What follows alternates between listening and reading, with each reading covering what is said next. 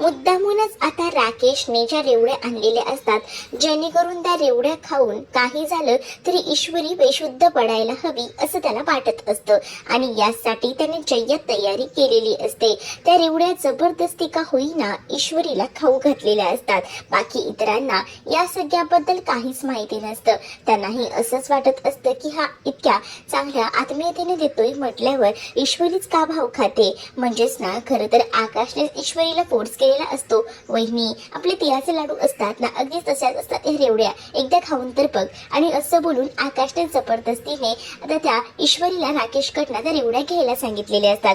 तर आता ईश्वरी एक रेवडी घेते आणि ती खाते, कारण आता सगळेजण समोर असतात। मग ती तरी काय करणार ना, तिच्याकडे ऑप्शनही नसतो। तर ईश्वरी नाईलाजास्तव का होईना आता ती रेवडी खाते। मग आता खूप जास्त इच्छा असते ना ती म्हणजे राकेशची, कधी आता ही सगळेजण इथून उठून जातात आणि आपण आता या ईश्वरीला ही रेवडी खाऊन नशामध्ये काही काही बडबडताना दिसते का हेच त्याला पाहायचं असतं। आणि यासाठी तो आता फक्त आणि फक्त संधी शोधत असतो। त्याला आता एकदा संधी मिळाली की त्या संधीचं सोनं करायचं हे मात्र त्याने आता फिक्स असं ठरवलेलं असतं आणि यासाठी तर आता त्याची लगबग सुरू असते।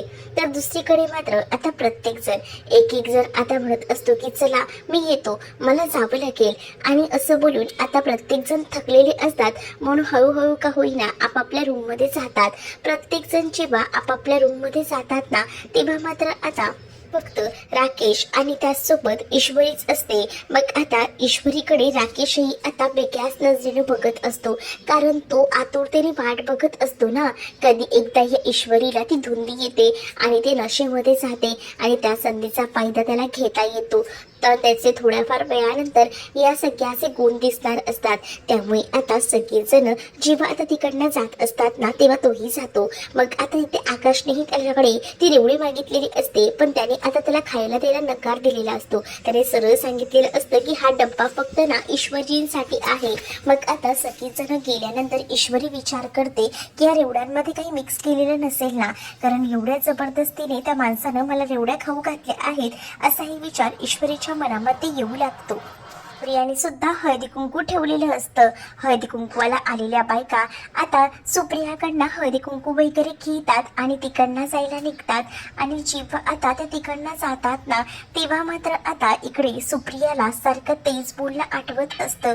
सुप्रिया फक्त त्याच गोष्टीचा विचार करत असते आणि ती आता बघत असते आणि ती हेही म्हणते की काय करायचं खरंच ना मला कळत नाही कधी कधी। म्हणजे मी एका पॉइंटला विचारही करते की या सगळ्या गोष्टी कुठेतरी थांबायला हव्यात, पण नमूचे प्रश्न संपतच नाही। सारखे प्रश्न विचारून भंडावून सोडते। प्रत्येक वेळेला तिला असं वाटतं की मी तिच्या प्रश्नांची उत्तरं द्यावी, पण कसं कसं होणार आहे हे सगळं मला खरंच जमत नाहीये। आणि मी विचारही करते की या सगळ्या गोष्टी कधीतरी नमूला सांगायला हव्या, पण ती एवढ्यात वेळ आलेली नाहीये असं मला तरी वाटतं आणि म्हणूनच ना मी शांत बसले असं देखील आता इकडे सुप्रिया म्हणत असते। दुसरीकडे आता मुद्दामून ईश्वरीला हिनवायला इकडे मात्र येते आणि वल्लरी तिला आता टोमणे मारू लागते। वल्लरी तिला म्हणत असते की काय झालं आहे, मग आज कसा गेला तुझा हा सण? मला तर माहिती आहे की एवढा काही खास गेला नाही, ते तुझ्या चेहऱ्यावरूनच सरळ आणि स्पष्ट मला दिसत आहे। त्यामुळे मला ना वेगळं काही दाखवायची गरजच नाही असं देखील आता म्हटलं जातं। हो का, तुम्हाला बऱ्याच गोष्टी कळतात, पण तुम्ही हे बघितलं नाही का अर्णव सरांनी स्वतःहून मला आईंची साडी घालायला दिली ते?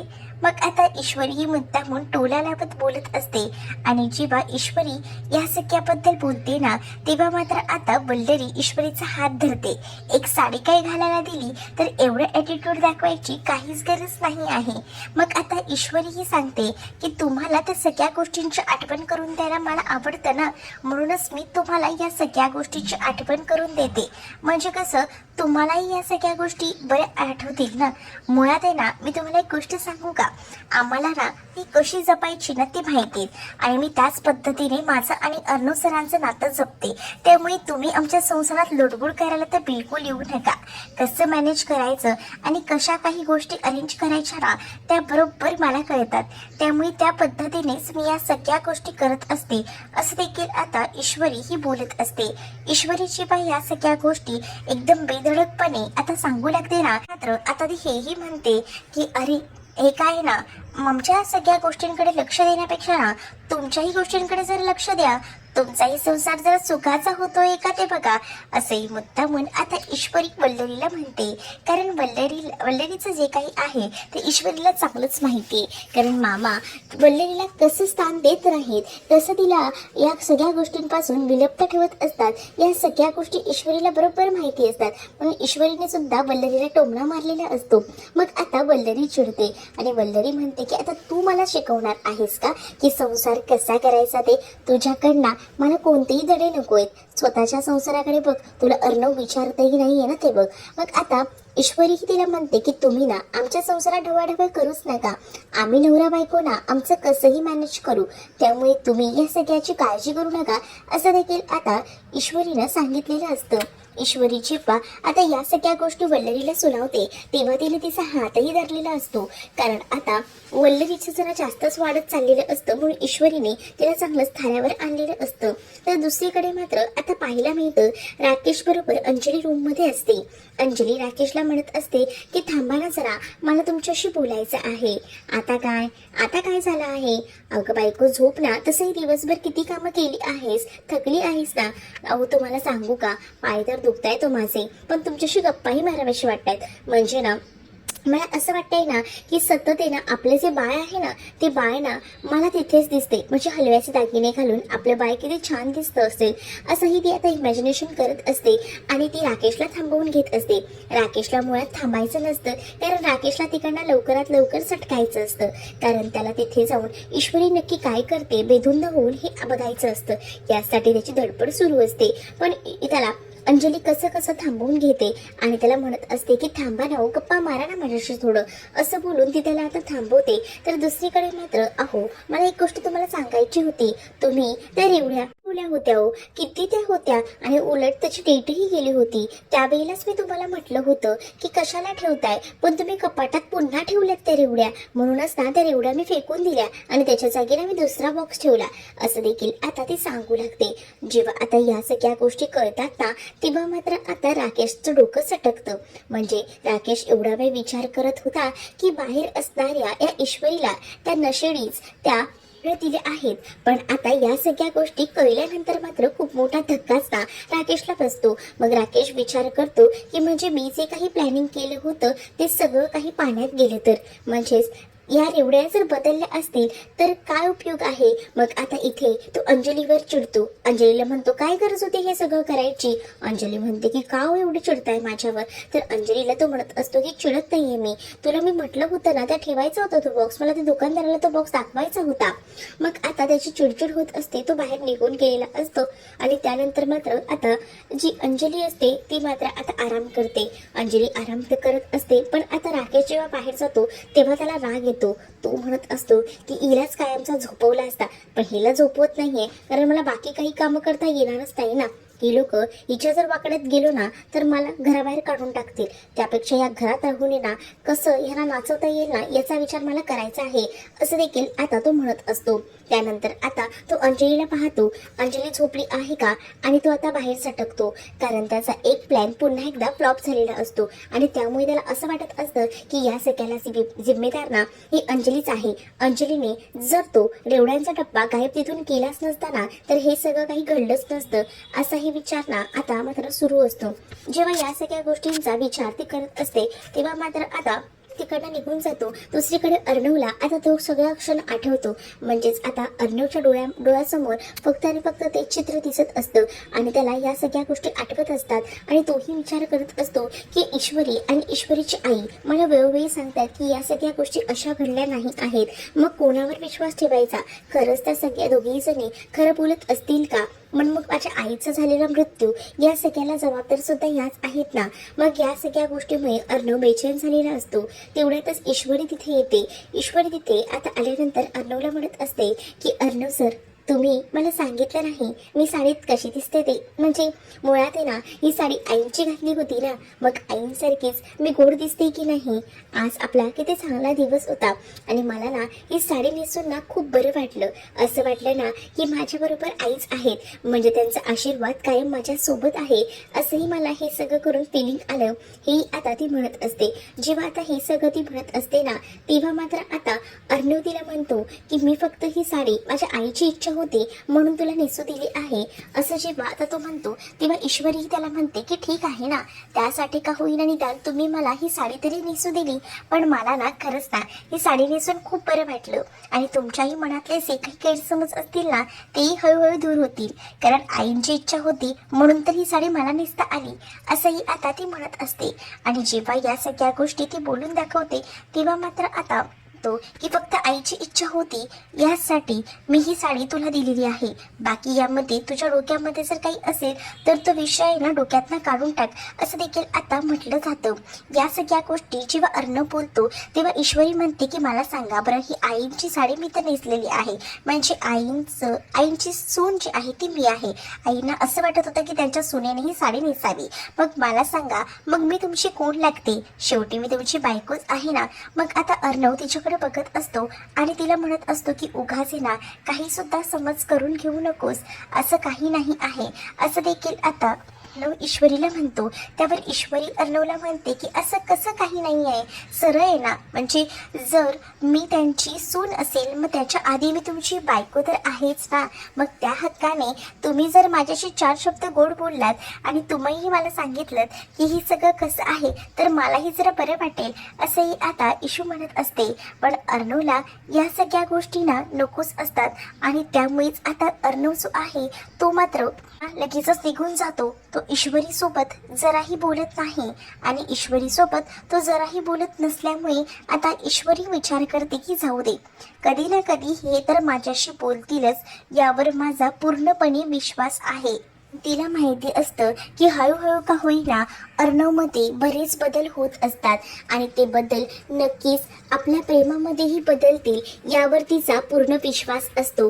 आणि त्यामुळेच ना आता ती देवाकडे प्रार्थना करत असते. तर दुसरीकडे मात्र आता वल्लरीला कळलेलं असतं तिच्या मैत्रिणीकडनं की त्या दिवशी जेव्हा नम्रता आणि त्यासोबत आकाश घरी आले होते तेव्हा आकाशने सांगितलं होतं की तो रस्त्यावर भेटला होता, पण या सगळ्या गोष्टी खोट्या होत्या, कारण वल्लरीला आता त्याच्या मैत्रिणीकडनं कळलेलं असतं. ती मैत्रीण आता वल्लरीचे कान भरत असते आणि तुझा मुलगा तिथे होता आणि त्या मुलीसोबत तो एकत्रच त्या साखरपुड्यामध्ये बॉक्सेस द्यायला गेला होता हे सुद्धा आता म्हटलं जातं. आणि जेव्हा या सगळ्या गोष्टी वल्लरीला समजतात तेव्हा वल्लरी तणतणतच बाहेर येते आणि इकडे सगळीजण नाश्त्याच्या टेबलवर नाश्ता करत बसलेले असताना वल्लरी तिथे येऊन आकाशवर ओरडायला सुरुवात करते. आकाशला म्हणत असते की काय रे, त्या दिवशी तर तू मला सांगितलं होतंस की नम्रता तुला बाहेर भेटली होती आणि मग तू नम्रताला घरी घेऊन आला होतास, पण मला एक गोष्ट सांग, त्या दिवशी नम्रतासोबत पूर्ण दिवस तू होतास ना, बरोबर की नाही, एवढं फक्त मला सांग. हा, मग आता असं म्हटल्यानंतर इकडे मात्र आकाश म्हणतो की काय झालं आहे, एवढी पॅनिक कशाला होत आहेस, मला पॅनिक व्हायला नको का, एवढं फक्त सांग. कारण कमळीच्या मुलीसोबत तू दिवसभर होतास, तू एका कंपनीचा चांगल्या एका पोस्टला आहे आणि तुला या सगळ्या गोष्टी कशा काय विसरू शकतोस तू. मुळात मला हेच कळत नाहीये, तुला या सगळ्या गोष्टी कशा जमत नाहीयेत, कशा मॅनेज करू शकत नाहीयेस, कारण तुलाही माहिती आहे की हे सगळं किती चुकीचं आहे ते. मग दुसरीकडे मात्र आता मामाही खूप जास्त भडकलेले असतात आणि मामाही आता म्हणत असतात की काय चाललं आहे नेमकं, काय करताय, काय कशाला भांडताय आणि नम्रताला कशाला नावं ठेवताय. मग आता वल्लरी नम्रताला खूप काही बोलत असते. मग आजीही म्हणतात की नम्रता तशी मुलगी नाहीये, उगाचच ना नम्रताबद्दल काही बोलू नये ना, विषय वाढवू नका, कारण नम्रता खूप गुणी मुलगी आहे असं देखील आता ती म्हणत असते. पण आता गुणी आहे ना ते कळते, माझ्या मुलाला नादाला लावते आणि हे सगळं काही त्याच्याकडनं करून घेते, हे सगळं करताना लाज वाटत नाही का? नाही, मला नाही आवडली ही तुझी गोष्ट असं बोलून वल्लरी आता आकाशसोबत भांडत असते. तर इकडे मात्र मात्र आता घडलेली घरातली गोष्ट नम्रता तर सगळ्यांना सांगत असते. म्हणजेच ती आता बोलत असते की खरंच ना खूप जास्त आनंद झाला. मुळात आहे ना मला एक आवडलं की आपली इशू आहे ना ती हलव्याच्या दागिन्यांमध्ये खूप सुंदर दिसत होती. मग अर्णवनेही हलव्याचे दागिने घातले होते का? तो तुझ्याशी बोलला का? हो, अर्णव जिजू ना बोलले ना माझ्याशी. याला असं वाटत असतं की या सगळ्यामुळे अर्णवने नमूसोबत स्वतः बोलणं टाकलं असेल, पण तसं नसतं. नमूला या सगळ्या गोष्टी माहिती नसतात ना, म्हणून नमूसोबत तो एकदम छान बोलत असतो. आणि या सगळ्या गोष्टी जेव्हा आता कळतात तेव्हा मात्र आता इकडे आता आई बोलत असते की तू सारखं सारखं ना त्यांच्याकडे जाणं बंद कर. का आई तू असं का म्हणतेस? प्रत्येक वेळेला तू असंच म्हणत असतेस. अगं पण तुला माहितीये का तू आता ना मला बऱ्याच गोष्टी सांगत नाहीस. काय झालं आहे मला सांग, त्याशिवाय मला कळणार आहे का? तरी सुद्धा आता ती कोणत्याही गोष्टी सांगायला तयार नसते. म्हणूनच खूप जास्त राग ना इथे असणाऱ्या या नम्रताला येत असतो. नम्रता म्हणत असते की प्रत्येक वेळेला आई तू कोणती तरी गोष्ट लपवतेस, मला सांगत नाहीये. मला ना आता या सगळ्याबद्दल ना इशूलाच विचारावं लागणार आहे. बिलकुलही नाही, या इशूकडे आता जायचं नाही असं आई तिला कणखरपणे सुनावते. पण आता आईचं म्हणणं कुठे ते ऐकते. आईला ती म्हणत असते की मी जाणार आहे म्हणजे जाणार आहेच आज इशूकडे. कारण इशूकडे आज पतंग उडवायची सुद्धा स्पर्धा असते ना, आणि त्यासाठी नमूला खास इन्व्हाइटही केलेलं असतं. आता नमू सांगत असते की मी आता जराही वेळ थांबणार नाही आहे, मी आता लगेच जाणार आहे. आणि असं बोलून ना आता ती मात्र तिकडनं जायला निघणार असते. पण आई तिला नकार देत असते. तर आता नमू जी आहे ती आईना आणि त्याचसोबत इथे असणाऱ्या बाबांना सुद्धा विचारते की काय करायचंय, मी जाऊ ना इशूकडे? तर बाबा डोळ्याने इशारा करतात. मग आता नमूही म्हणते की बघितलं का, बाबांनीही मला सहमती दिली आहे, त्यामुळे मी आता जाणार आहे, मी नाही थांबणार आहे इथे, असंही आता नम्रता बोलत असते. तर दुसरीकडे मात्र आता वल्लरी आकाशला ओरडत असते आणि त्याला म्हणत असते की तू किती खोटंपणाने वागतोयस, म्हणजे तू मला त्या दिवशी फसवलंस. मी काय सांगणार होतो खरं मला सांग ना, म्हणजे जर मी खरं सांगितलं असतं तर खरंच तू मला या सगळ्या गोष्टीतून माफ केलं असतंस. म्हणजे मी जर सांगितलं असतं की मी नम्रतासोबत होतो पूर्ण दिवसभर, मग काय केलं असतंस तू, असंही तू आता एकदम तोंडाला येईल तसं बोलत असतो. आता वल्लरी आणि आकाशमध्ये वाद वाढत चाललेली असतात आणि या सगळ्या गोष्टींना आवडत नसतात इशूला. इशूला असं वाटत असतं की आपल्या बहिणीला कोणी काही बोललेलं आपण नाही खपवून घेऊ शकत. आणि इथे ना खूप जास्त लिमिट क्रॉस होत असते, ते म्हणजे वल्लरीची. आणि त्यामुळेच ना आता अशाही खूप जोरात ओरडत असतो आणि वल्लरीला म्हणत असतो की आई तुझं खूप चुकतंय, मला नाही आवडते तुझ्या या सगळ्या गोष्टी. बस झालं, मी नम्रताबद्दल एकही शब्द जास्तीचा ऐकून घेणार नाही आहे देखील आता आकाश बोलत असतो. तर दुसरीकडे मात्र खूप जास्त वाईट ना खरं तर ना ईश्वरीला वाटत असतं. आणि ईश्वरी आता मध्ये पडतच म्हणत असते की आकाशजी भाऊजी तुम्हाला एक सांगू का, नको करू तुम्ही नम्रताला मदत. मुळात आहे ना जर मामीने आवडत नसेल ना तर त्या गोष्टी करू नका, असंही आता ईश्वरी ओरडून बोलत असते. कारण ईश्वरीलाही नम्रताबद्दल बोललेलं वाईट साईड ऐकायला आवडत नसतं. कारण वल्लरी ही नेहमीच सगळ्यांना कमी लेखत असते, त्यातच आता नम्रताला सुद्धा ती कमी लेखत असते आणि या सगळ्या गोष्टी आवडत नसतात. परंतु आकाश म्हणत असतो की ती माझी मैत्रीण आहे तर मी तिला मदत केली म्हणून काय झालं. आकाशचं खरं तर खूप जास्त नम्रतावर प्रेम असतं आणि म्हणूनच तर तो वल्लरी सोबतही भांडत असतो. मग आता इकडे ईश्वरीनेही सांगितलं आहे ना की नाही जायचं, म्हटल्यावर नाही जायचं. आणि आता मी तुला सांगते की त्या मुलीची मदत करायला बिलकुलही जायचं नाही, असं देखील आता वल्लरी म्हणत असते. पण तेवढ्यातच ना अर्णवची एंट्री होते. अर्णव म्हणत असतो की काय चाललं आहे. अर्णवच्या कानी आवाज जातात. अर्णवला एवढं समजतं की वल्लरी जी आहे ती नम्रताला मदत करायची नाही असं आकाशला सांगत आहे. आणि मग तेवढ्यातच तिकडे आता अर्णव आल्यानंतर अर्णव मात्र वल्लरीला म्हणतो की कोणी सांगितलं हे सगळं थांबवायचं नाही, आकाश नम्रताला मदत करणार, मुळात आहे ना त्याला हे सगळं करायला मीच सांगितलं आहे, असं देखील आता अर्णव तिथे येतो आणि बोलत असतो. त्यावर इशू म्हणते कशासाठी, परंतु अर्णवला माहिती असतं की हे सगळं अर्णव का करायला सांगत आहे. कारण या सगळ्या गोष्टींना अर्णव आता स्वतःकडून बघत नसतो, स्वतः यामध्ये लक्ष घालत नसतो. पण त्याला असं वाटत असतं की आपण कुठेही कमी पडायला नको, म्हणूनच तर त्याने आकाशकडे ही जबाबदारी दिलेली असते ना नम्रताकडे लक्ष द्यायची, त्याचसोबत ईश्वरीच्या बाबांच्या ट्रीटमेंटकडे सुद्धा लक्ष द्यायची जबाबदारी अर्णवनीच तर आकाशला दिलेली असते, म्हणून अर्णव तिथे येऊन लगेच बाजू घेत बोलत असतो. त्यामुळे आता वल्लरीची सुद्धा बोलती बंद होते. वल्लरीला काहीच बोलता येत नाही, ती आता शांत राहते. तुम्हाला हा व्हिडिओ आवडला असेल तर लाईक करा, शेअर करा आणि चॅनलला सबस्क्राईब करा. बेल नोटिफिकेशन ऑलवर सेट करा, जेणेकरून सगळ्या नव्या व्हिडिओंच्या अपडेट्स तुम्हाला मिळतील. तुमच्या प्रतिक्रिया आणि कमेंट्स नक्की कळवा.